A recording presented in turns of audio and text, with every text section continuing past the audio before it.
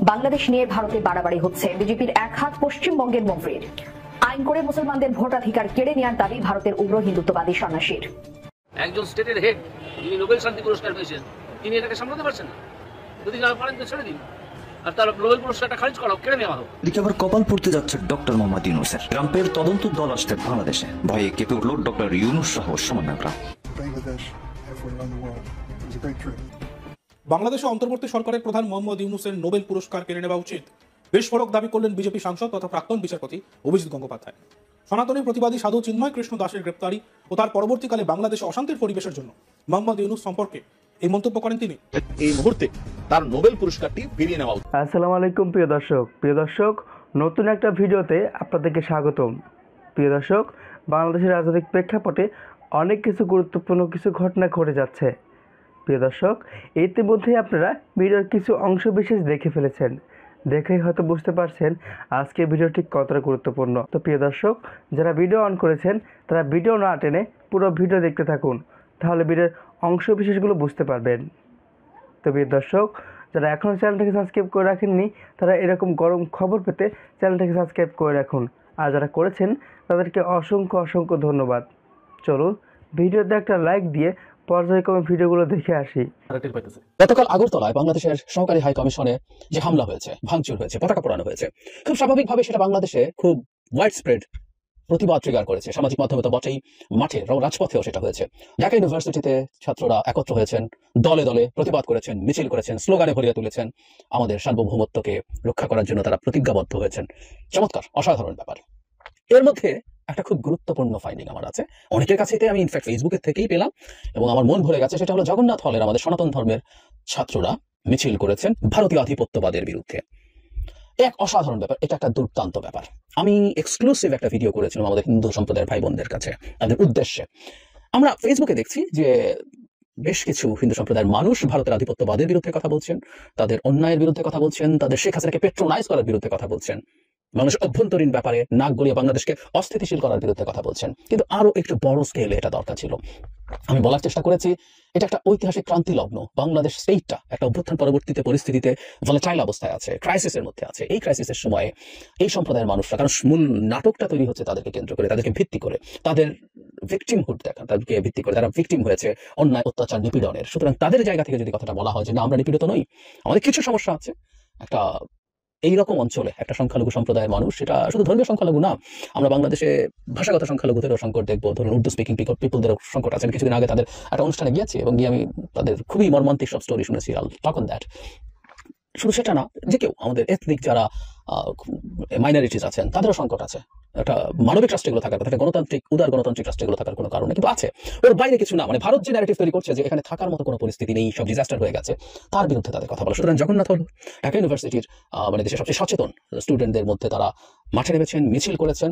আমি এটাকে এই কারণেই খুব গুরুত্বপূর্ণ মনে করি, কারণ বহু মুসলিম মানুষের বলার চাইতে এই হিন্দুরা যখন বলবেন যে তাদের ওপরে তাদেরকে নিয়ে ডিসইনফরমেশন ছড়ানো হচ্ছে, সেই প্রতিবাদটা অসাধারণ ব্যাপার। এবং আমি সেই ছাত্র, এই সচেতন ছাত্রদের পক্ষ থেকে আমি বিভিন্ন জায়গায় তারা যদি এটা অর্গানাইজ করতে পারে, প্রত্যেকেরই যোগাযোগের জায়গা আছে, তাদের এলাকা আছে, তাদের পরিবার আছে, তাদের সমাজে বিভিন্ন রকম মানুষ আছে, এটা যদি তাদের জায়গা থেকে তারা অর্গানাইজ করেন, দেশের বিভিন্ন জায়গায় এক এক জায়গায় এক এক সাইজের হবে, কোথাও 10 জন, কোথাও 20 জন, কোথাও 50 জন, কোথাও 500 জন, কোথাও 5000 জন, একত্র হয়ে এই মেসেজটা দেয়া যে বাংলাদেশের হিন্দু সম্প্রদায় ধ্বংস হয়ে যাচ্ছে, উচ্ছেদ হয়ে যাচ্ছে, বাংলাদেশের উচ্ছেদ করার চেষ্টা, এই ধরনের কথা জনাব চিন্ময় বলছিলেন, উচ্ছেদ করার কোনো চেষ্টা বাংলাদেশের হিন্দু সম্প্রদায়ের উপরে হচ্ছে না। এবং ভারতের মিডিয়াতে আমি রিলিজিয়াস ক্লিনজিং শব্দটা ব্যবহার করতে দেখেছি অনেকে টকশোতে বসে বসে, সোকল্ড শিক্ষিত ইন্টেলেকচুয়ালরা। সো এগুলো বাংলাদেশে হচ্ছে না, এটাকে ডিনাউন্স করা এবং ভারতকে বাংলাদেশের হিন্দু সম্প্রদায়ের মানুষের রাইট নিয়ে, তাদের সমস্যা নিয়ে কথা বলতে বারণ করা, যে আমরা যথেষ্ট আমাদের অধিকার অর্জন করার জন্য এবং আমাদের দেশের মুসলিম ভাই বোনরা আমাদের পাশে আছেন, পাশে থাকবেন, তারা আমাদের অধিকার রক্ষার জন্য লড়াই করবেন।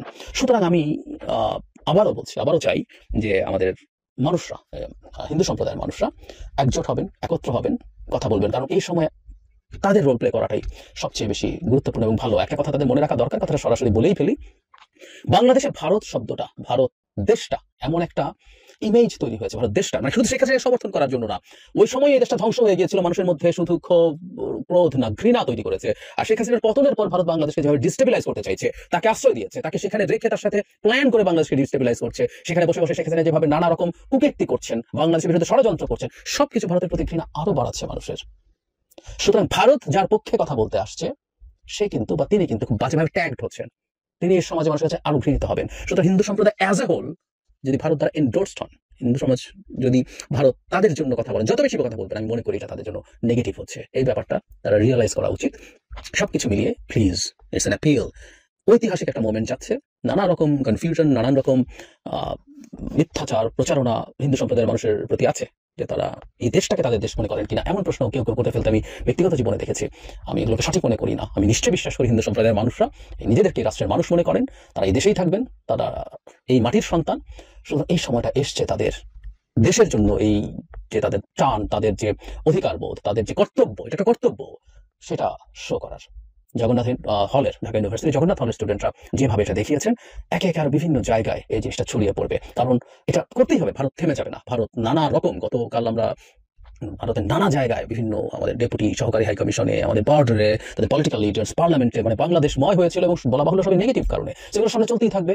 আমাদের হিন্দু সম্প্রদায় যদি এই ব্যাপারে শক্তভাবে দাঁড়ান, এর চেয়ে ভালো কিছু আর হতে পারে না। আমি জানি না তাদের উপরে কোনো ধরনের চাপ আছে কিনা, যদি থাকে সেটাও তারা সরকারকে, রাষ্ট্রকে জানাতে পারেন, ফলে এই জিনিসগুলো দূর করা সম্ভব হতে পারে। কিন্তু প্লিজ আপনাদের, আমরা যে জাতি হিসেবে একটা, আমরা এই রাষ্ট্রের নাগরিক, আমরা বাংলাদেশি সবাই, এটা একটু প্রমাণ করুন, এটা একটু বলুন। এত গুরুত্বপূর্ণ সময় সাম্প্রতিক ইতিহাসে কখনো আসেনি।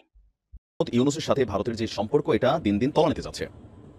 যে দাবি এতদিন আওয়ামী লীগ করে গিয়েছিল ক্ষমতায় থাকতে, সর্বোচ্চ হয়তো তলে তলে চেষ্টাও করেছে কিনা জানি না, বা বিভিন্ন নেতাকর্মীর বক্তব্যে এই বিষয়টা স্পষ্ট হয়ে উঠে এসেছিল। তো সেই একই জিনিস আজকে আমরা ভারতে দেখতে পাচ্ছি।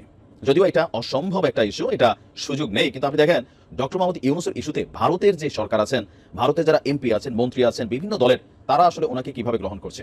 আপনি তাদের বিভিন্ন বক্তব্য যদি শুনেন, সরাসরি তাদের বক্তব্য হচ্ছে ডক্টর মোহাম্মদ ইউনূস মৌলবাদী একটা গোষ্ঠীকে প্রায়োরিটি দিয়ে তিনি তার রাজনীতি করছেন। মানে এখানে মৌলবাদী বলতে যেটা বোঝানো হচ্ছে, গেল 3 মাসে বাংলাদেশের বিভিন্ন ইস্যুতে, ভারতের ইস্যুতে আমাদের যেই মানুষ রাজপথে নামছে, ভারতের ইস্যুতে যারা বক্তব্য দিচ্ছে, ইস্কনের ইস্যুতে যারা বক্তব্য দিচ্ছে, তো অধিকাংশই আলেম ওলামা টাইপের, অথবা ধরেন যারা মাথায় পাগড়ি পরেন অথবা পাঞ্জাবি পরিহিত একটা শ্রেণী।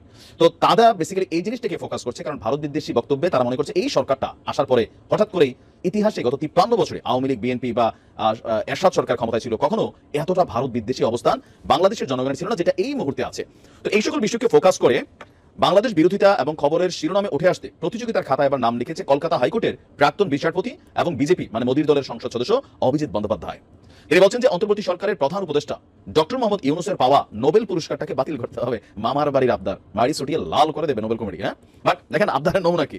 সংসদ অধিবেশন শেষ করে কলকাতা ফিরে বিমানবন্দরে সাংবাদিকদের প্রশ্নের উত্তরে তিনি বলছেন যে বাংলাদেশে অত্যন্ত অন্যায় হচ্ছে, এই যে ইউনূস ইনি নোবেল পুরস্কার পেয়েছেন শান্তিতে।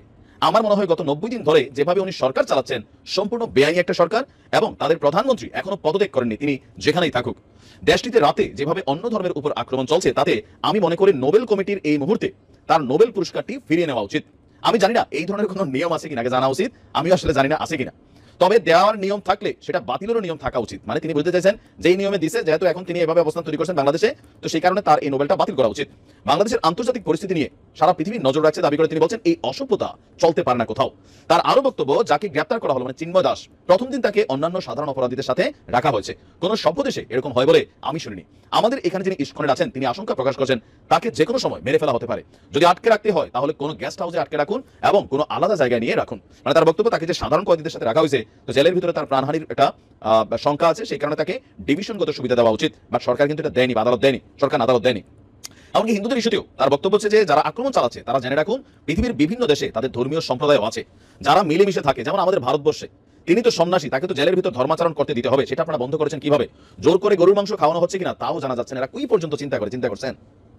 মানে এদের ভারতের মধ্যে চিন্ময় দাসকে গ্রেপ্তারের পর তাকে কেন ডিভিশন দেওয়া হলো না, আলাদা রাখা হলো না? তাদের গণমাধ্যম, তাদের মন্ত্রীরা, তাদের এমপিরা কিন্তু লাগাতার বক্তব্য দিয়ে যাচ্ছেন। ইভেন তাদের মিডিয়াতে যা প্রচারিত হচ্ছে, আমাদের সরকার যখন বলছে এগুলো বাড়াবাড়ি, অতি মিথ্যাচার, তাদের রাষ্ট্রের যে পররাষ্ট্র মন্ত্রণালয় থেকে ব্রিফিং করে সেখানে বলছে কোনো বাড়াবাড়ি নাই, বাংলাদেশে এগুলোই ঘটতেছে। তো সবকিছু মিলিয়ে ডক্টর মোহাম্মদ ইউনূসের এই সরকারটা এই মুহূর্তে সার্বিক যে পরিস্থিতি আছেন, আইন শৃঙ্খলার অবনতি, এটা তো একদম দৃশ্যত। তো এগুলোর কারণে ভারতীয়রা এই ইস্যুটাতে একটা সুবিধা পাচ্ছে। তবে আমার একটা রহস্যময় অ্যাক্টিভিটিস মনে হয় যে চিন্ময় কৃষ্ণ দাসকে এখন আসলে কেন গ্রেপ্তার করা হলো, আর তার গ্রেপ্তারের ইস্যুতে কেন সারা বাংলাদেশে এইভাবে আমাদের সনাতনী জাগরণ মঞ্চের ব্যানারে মানুষ রাজপথে নেমে আসছে, একটা জীবন ঝরে গেল, এরপরে ইস্যুটা কোনো না কোনোভাবে বন্ধ হচ্ছে না। আমাদের সরকারের যিনি পররাষ্ট্র উপদেষ্টা আছেন তৌফিক সাহেব, তিনি ভারতের ইস্যুতে বলছেন ভালো সম্পর্ক আছে, তো ভারত কূটনৈতিকভাবে কোথায় ভালো সম্পর্ক আমাদের সাথে রাখছে? এই বিজেপির যে বক্তব্য আছে এগুলো নিয়ে আমাদের সরকারের কঠোর প্রতিবাদ করা উচিত। কিন্তু ভারতের সাথে পাঙ্গা নিয়ে আমরা কি আসলে টিকে থাকবো? এটা হচ্ছে খুবই বাস্তব একটা আপনাকে ভাবতে হবে। যদি আমরা টিকতেই না পারি তাহলে আমাদের উচিত টেকনিক্যালি ভারতকে হ্যান্ডেল করা, তবে ন্যায্যতা সমতার ভিত্তিতে। পারস্পরিক সম্মানের ভিত্তিতে। ডক্টর মোহাম্মদ ইউনূস স্যার একেবারে ইন্ডিয়ার জায়গা মতো মারছে ভাই। তাই তো বলি যে হঠাৎ করে ইন্ডিয়া পাগলামি শুরু করলো কেন? হঠাৎ করে কি এমন হয়ে গেল যে পাগলামি শুরু করলো? কিন্তু আজকে সেদিন দেখলাম পাগলামির আসল রহস্য, যে কেন ইন্ডিয়া পাগলামি শুরু করলো। ভাই আমি পুরাই অবাক হয়ে গেছি। আপনারা তো খেয়াল করছেন চিন্ময় কৃষ্ণ গ্রেপ্তার হওয়ার আগে রংপুরে বিশাল বড় একটা সমাবেশ করছিল, মনে আছে আপনাদের? হ্যাঁ দেখেন তো, গ্রেপ্তার হওয়ার আগে কিন্তু রংপুরে একটা সমাবেশ করছিল। রংপুরে সমাবেশটা কেন করলো? এইগুলা ভাই জানতে হইলে আগে শুনলাম বলি। রংপুরে সমাবেশ করার পিছনে কারণ আছে ভাই। বাংলাদেশে ব্রিটিশরা 1931 সালে একটা বিমান ঘাঁটি করছিল, সেটা হচ্ছে এশিয়া মহাদেশের দ্বিতীয় বৃহত্তম বিমান ঘাঁটি। সেটা বাংলাদেশের ভিতরে লালমনিরহাটে। ওই যে ইন্ডিয়ার যে শিলিগুড়ি করিডোর আছে না, চিকেন নেক মানে টুনটুনি আর কি, একেবারে টুনটুনির মনে করেন যে 12 থেকে 15 কিলোমিটার দূরত্ব মাত্র সেই বিমান ঘাটির। এতদিন তো সেই বিমান ঘাটি বন্ধ ছিল। ডক্টর মোহাম্মদ ইউনূস স্যার এসে সেই বিমান ঘাটি কার্যক্রম শুরু করছে, ওটা আবার চালু করবে, যেটা কিনা এশিয়া মহাদেশের দ্বিতীয় বৃহত্তম। চিন্তা করছেন, এইটাই তো ইন্ডিয়ার মাথা ব্যথার কারণ, যে তার শিলিগুড়ি করিডোরের সাথে কেন বিমান ঘাটি হবে? তারা একেবারে 12 থেকে 15 কিলোমিটার, তাহলে একদম কাছে না। চিন্তা করছেন, ডক্টর মোহাম্মদ ইউনূস স্যার জানে কোথায় কি দিতে হবে। ডক্টর মোহাম্মদ ইউনূস স্যার জায়গা মতো মারছে, কারণ ডক্টর মোহাম্মদ ইউনূস স্যার জানে যে যদি বাংলাদেশের ক্ষমতায় টিকে থাকতে হয় তাহলে ইন্ডিয়ার জায়গা মতোই মারতে হবে, একেবারে জায়গা মতোই মারছে। এই জন্য দেখেন সংখ্যালঘুদের দিয়ে তারা রংপুর আলাদা চায় ওই যেটার জন্য, আর চট্টগ্রাম আলাদা চায় চট্টগ্রাম বন্দরের জন্য। মহাবারী আবদার পাইছো, হ্যাঁ? ডক্টর মোহাম্মদ ইউনূস মানে সে ওর ইন্টারন্যাশনাল খেলোয়াড়, বুঝেন না? এটা তার মোদি না। পৃথিবীর বড় বড় রাজনীতিবিদ ব্যবসায়ীর কোনো প্রবলেম হইলে তার কাছ থেকে পরামর্শ নেয়, আর সেই প্রবলেমগুলো সলভ করতে পারবে না। ক্ষমতা আসছে 4 মাস হয় না, শপথ গ্রহণ করছে। চিন্তা করেন এর মাঝখান থেকে ইন্ডিয়াকে কিভাবে দুর্বল করা যাবে সেই প্ল্যান সে ঠিকই বের করে ফেলেছে। আমার ভূখণ্ডে আমি বিমান ঘাঁটি করবো না করবো সেটা আমার ব্যাপার। আমার ভূখণ্ডে বা এত বড় বিমান ঘাঁটি ফেলে রাখবো কেন? ডক্টর মোহাম্মদ ইউনূস ঠিক কাজই করতেছে। এটা আমার ভূখণ্ড, আমার ভূখণ্ডে আমি বিমান ঘাঁটি করবো, এটা আমার জন্য ভালো, আমার একটা নিরাপত্তা, ঠিক না? এটা কৌশল। যদি আমি এটা করে রাখি এখানে, তাহলে ইন্ডিয়া বাংলাদেশের সাথে আঙুল ঝোলায় কথা বলতে পারবে না, কারণ টুনটুনিতে আঘাত করে দেবো। মাত্র 12 থেকে 15 কিলোমিটার দূরেই চিকেন নেক। মেন প্রবলেমই হয়েছে এটা। আজকে বুঝতে পারছি যে ইন্ডিয়া কেন পাগল হয়ে গেছে, একমাত্র এই জন্যই যে বিমান ঘাঁটি কেন চালু করবে। অলরেডি কার্যক্রম শুরু হয়েছে, অতি দ্রুতই চালু হবে এই লালমনিরহাটের বিমান ঘাঁটি। এটাই হচ্ছে ইন্ডিয়ার মাথা ব্যথার কারণ ভাই, সব থেকে বড় মাথা ব্যথার কারণ। এই জন্য মোদির ঘুম হারাম হয়ে গেছে, পুরো ইন্ডিয়ার ঘুম হারাম হয়ে গেছে। তো কি করবে? বাংলাদেশে বিশৃঙ্খলা সৃষ্টি করো, সংখ্যালঘু দিয়ে রংপুর আর চট্টগ্রাম আলাদা করো। মোদি মামা বাড়িতে আবদার পাইছে, এদের সাথে আমার বাপের, আমরা হিন্দুস্তান করে দেবো। কে সংখ্যালঘু নির্যাতিত বাংলাদেশে কোনো সংখ্যালঘু নির্যাতিত না। এটা আমার ভাই ডক্টর মোহাম্মদ ইউনূস ইন্টারন্যাশনাল খেলোয়াড়, এটা মোদি হারা। প্রিয় দর্শক, আশা করি পুরো ভিডিওটা দেখেছেন। দেখে হয়তো আপনার মন্তব্য থাকতে পারে, মন্তব্য থাকলে কমেন্ট বক্সে জানিয়ে দিন। দেখা হবে, কথা হবে পরবর্তী কোনো ভিডিওতে পরবর্তী সময়ে। ততক্ষণে ভালো থাকুন, সুস্থ থাকুন, আল্লাহ হাফেজ।